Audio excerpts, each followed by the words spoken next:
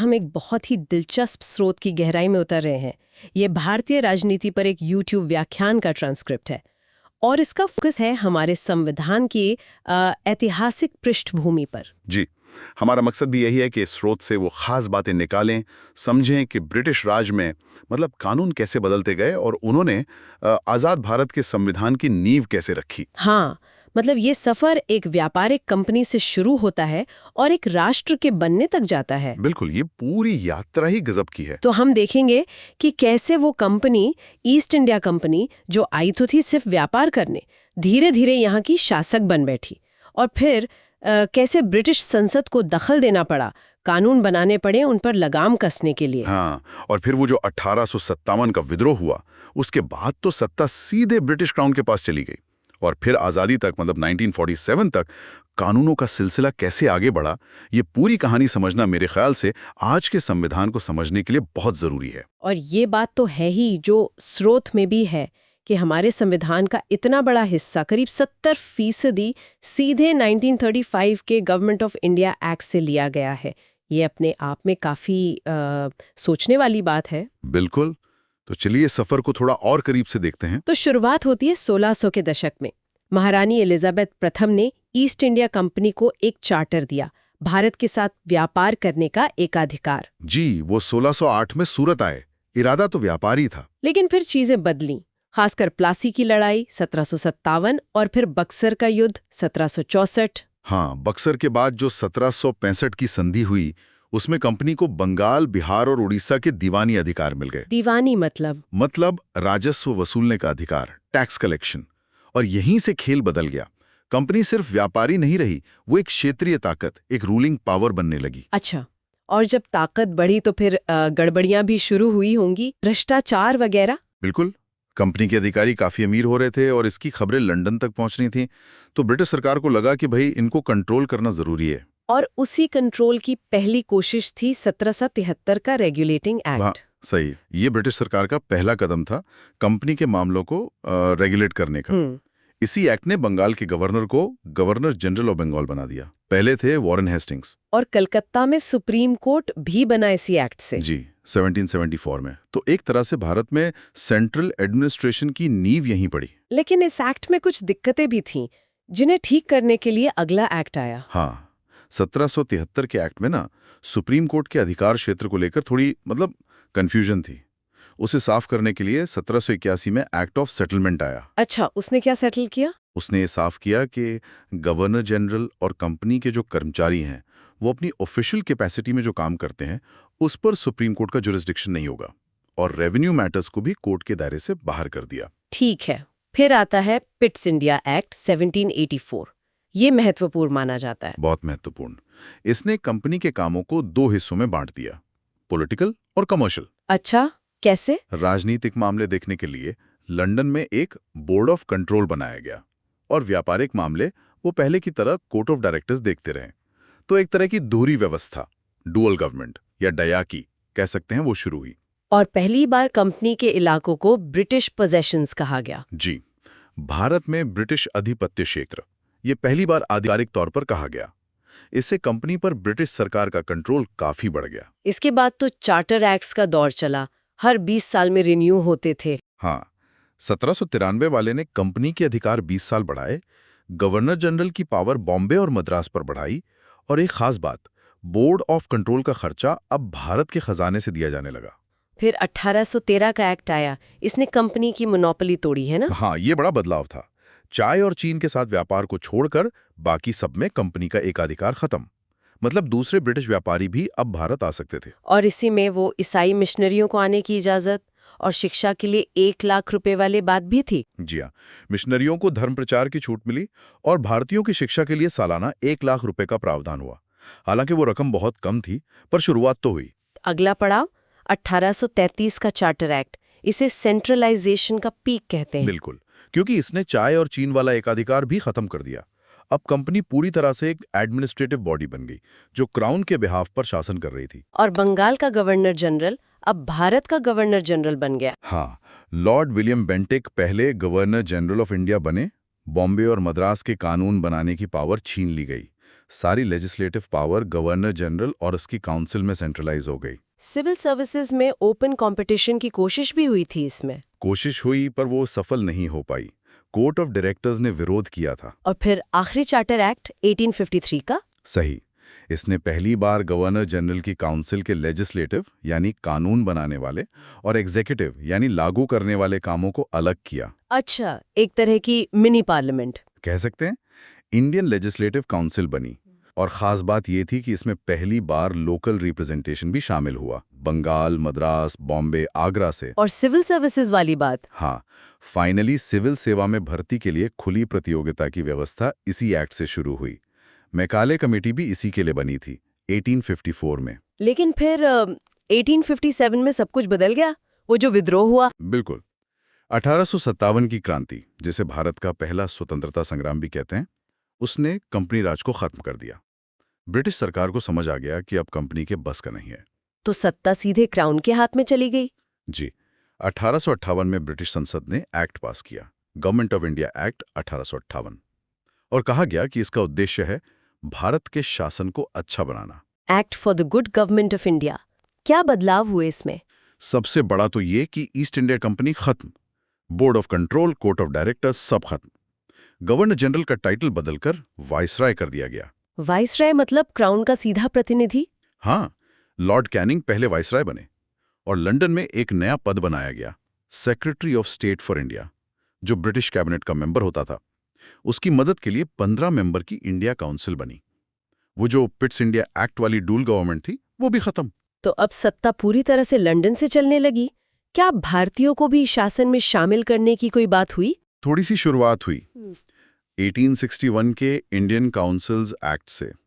इसने कानून बनाने की प्रक्रिया में, मतलब लेजिस्लेटिव काउंसिल में, भारतीयों को नॉन ऑफिशियल मेंबर्स के तौर पे शामिल करने का प्रावधान किया। मतलब वाइसरॉय नॉमिनेट कर सकते थे? हाँ, जैसे लॉर्ड कैनिंग ने बनारस के राजा, पटियाला के महाराजा और सर दिनकर राव को नॉमिनेट किया था। और इस एक्ट ने वो जो सेंट्रलाइजेशन हुआ था उसे थोड़ा रिवर्स भी किया। जी, बॉम्बे और मद्रास प्रेसिडेंसीज को उनकी लेजिस्लेटिव पावर्स वापस दी गईं, तो डिसेंट्रलाइजेशन की शुरुआत हुई और वाइसरॉय को ऑर्डिनेंस यानी अध्यादेश जारी करने की पावर भी मिली। ठीक है। फिर 1892 में एक और काउंसिल्स एक्ट आया। हाँ, इसमें सेंट्रल और प्रोविंशियल लेजिस्लेटिव काउंसिल्स में नॉन ऑफिशियल मेंबर्स की संख्या बढ़ाई गई, पर ऑफिशियल मेजॉरिटी बनी रही। पावर्स में कुछ इजाफा हुआ थोड़ा। अब काउंसिल के मेंबर बजट पर बहस कर सकते थे और एग्जीक्यूटिव से सवाल पूछ सकते थे, लेकिन सप्लीमेंट्री सवाल नहीं। और इसमें इनडायरेक्ट इलेक्शन का एलिमेंट भी आया, हालांकि इलेक्शन शब्द इस्तेमाल नहीं हुआ था। फिर आता है 1909 का एक्ट, मार्ले मिंटो रिफॉर्म्स। ये तो बहुत ज्यादा चर्चा में रहता है। बिल्कुल। Lord Morley secretary of state थे, लॉर्ड मिंटो वाइसरॉय। इसने काउंसिल्स का साइज और उनकी पावर दोनों बढ़ाई। अब मेंबर सप्लीमेंट्री सवाल पूछ सकते थे, बजट पर रेजोल्यूशन ला सकते थे। लेकिन सबसे विवादास्पद चीज वो था मुसलमानों के लिए सेपरेट इलेक्टोरेट्स, यानी पृथक निर्वाचन की शुरुआत। इसका क्या मतलब था? इसका मतलब था कि मुस्लिम मेंबर्स को सिर्फ मुस्लिम वोटर्स ही चुनेंगे। इसने एक तरह से सांप्रदायिकता को इंस्टीट्यूशनलाइज कर दिया। इसीलिए लॉर्ड मिंटो को फादर ऑफ कम्युनल इलेक्टोरेट कहा जाता है। हाँ, ये बहुत बड़ा कदम था जिसके दूरगामी परिणाम हुए। जी।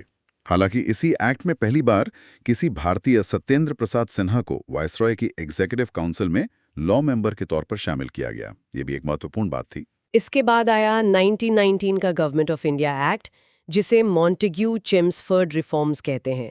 Montagu secretary of state, Chelmsford viceroy. इसका मकसद क्या था? इसका घोषित मकसद था भारत में धीरे धीरे रिस्पॉन्सिबल गवर्नमेंट यानी उत्तरदायी शासन लाना। क्या बड़े बदलाव हुए इसमें? कई हुए। पहली बार सेंटर में बाइकैमरल लेजिस्लेचर आया, मतलब 2 सदन, काउंसिल ऑफ स्टेट और लेजिस्लेटिव असेंबली। और प्रांतों में वो डायरकी वाली व्यवस्था। हाँ, प्रांतों में द्वैध शासन लागू हुआ। प्रोविंशियल सब्जेक्ट्स को 2 हिस्सों में बांटा गया, रिजर्व्ड और ट्रांसफर्ड। रिजर्व्ड सब्जेक्ट्स गवर्नर के पास थे अपनी एग्जीक्यूटिव काउंसिल के जरिए, और ट्रांसफर्ड सब्जेक्ट्स भारतीय मिनिस्टर्स को दिए गए जो लेजिस्लेचर के प्रति जवाबदेह थे। डायरेक्ट इलेक्शंस भी शुरू हुए। जी, देश में पहली बार डायरेक्ट इलेक्शंस शुरू हुए, लेकिन वोटिंग राइट्स बहुत लिमिटेड थे, प्रॉपर्टी, टैक्स या एजुकेशन के आधार पर। और वो सेपरेट इलेक्टोरेट्स का क्या हुआ? उसे और एक्सपैंड किया गया। सिखों, इंडियन क्रिश्चियंस, एंग्लो इंडियंस और यूरोपियंस के लिए भी लागू कर दिया गया। अच्छा, और इसी एक्ट में वो साइमन कमीशन वाली बात भी थी? हाँ, इसमें यह प्रावधान था कि एक्ट लागू होने के 10 साल बाद एक स्टैट्यूटरी कमीशन बनाया जाएगा जो इसकी वर्किंग को रिव्यू करेगा। लंदन में हाई कमिश्नर का ऑफिस बना, पब्लिक सर्विस कमीशन के गठन की बात हुई। और वही कमीशन फिर साइमन कमीशन बना जो टाइम से पहले आ गया। बिल्कुल, 1927 में ही बन गया। सर जॉन साइमन के अंडर 7 मेंबर थे और सारे के सारे ब्रिटिश, कोई भारतीय नहीं। इसी वजह से इसका इतना विरोध हुआ, साइमन गो बैक। हाँ, जबरदस्त विरोध हुआ। कमीशन ने 1930 में रिपोर्ट दी। उसने डायरकी खत्म करने, प्रोविंसेस में रिस्पॉन्सिबल गवर्नमेंट बढ़ाने और कम्युनल इलेक्टोरेट जारी रखने की सिफारिश की। इसी रिपोर्ट पर विचार के लिए लंदन में 3 राउंड टेबल कॉन्फ्रेंसेस हुई। और इसी बीच वो कम्युनल अवार्ड और पूना पैक्ट। जी 1932 में ब्रिटिश पीएम रैमजे मैकडोनाल्ड ने कम्युनल अवार्ड अनाउंस किया, जिसने सेपरेट इलेक्टोरेट्स को डिप्रेस्ड क्लासेस, दलितों तक बढ़ा दिया। गांधी जी ने इसके विरोध में यरवदा जेल में आमरण अनशन किया। जिसके बाद गांधी जी और अंबेडकर के बीच पूना पैक्ट हुआ। हाँ, पूना पैक्ट में दलितों के लिए सेपरेट इलेक्टोरेट्स की बजाय जॉइंट इलेक्टोरेट में ही रिजर्व्ड सीट्स पर सहमति बनी। इन सब के बाद हम पहुंचते हैं 1935 के गवर्नमेंट ऑफ इंडिया एक्ट पर, जो बहुत ही महत्वपूर्ण है। निस्संदेह ये एक बहुत लंबा और डिटेल्ड डॉक्यूमेंट था। 321 सेक्शंस, 10 शेड्यूल। भारत में एक पूरी तरह से रिस्पॉन्सिबल गवर्नमेंट की तरफ ये एक मील का पत्थर माना जाता है। इसमें क्या क्या मुख्य बातें थीं? इसने एक ऑल इंडिया फेडरेशन का प्रस्ताव रखा, जिसमें ब्रिटिश इंडिया के प्रोविंसेस और प्रिंसली स्टेट्स शामिल होते। हालांकि ये फेडरेशन कभी बना नहीं क्योंकि रियासतें शामिल नहीं हुई। प्रांतों में क्या हुआ? डायरकी खत्म? हाँ, प्रांतों में डायरकी खत्म करके प्रोविंशियल ऑटोनॉमी यानी प्रांतीय स्वायत्तता लागू की गई। मतलब प्रोविंशियल गवर्नमेंट्स अपने मिनिस्टर्स के जरिए काम करती, जो लेजिस्लेचर के प्रति रिस्पॉन्सिबल थे। और सेंटर में? सेंटर में डायरकी लाने का प्रस्ताव था, लेकिन वो भी लागू नहीं हो पाया। शक्तियों का बंटवारा 3 लिस्ट में किया गया: फेडरल लिस्ट, प्रोविंशियल लिस्ट और कॉन्करेंट लिस्ट। जैसे आज है हमारे संविधान में। बिल्कुल, यहीं से आया वो कॉन्सेप्ट। और जो बची हुई शक्तियां थी, रेजिड्यूरी पावर्स, वो वाइसरॉय को दी गईं। और भी बहुत कुछ हुआ है इस एक्ट से। फेडरल कोर्ट, आरबीआई, जी फेडरल कोर्ट जो बाद में सुप्रीम कोर्ट बना, reserve bank of India, federal public service commission, provincial public service commission, ये सब इसी एक्ट की देन है।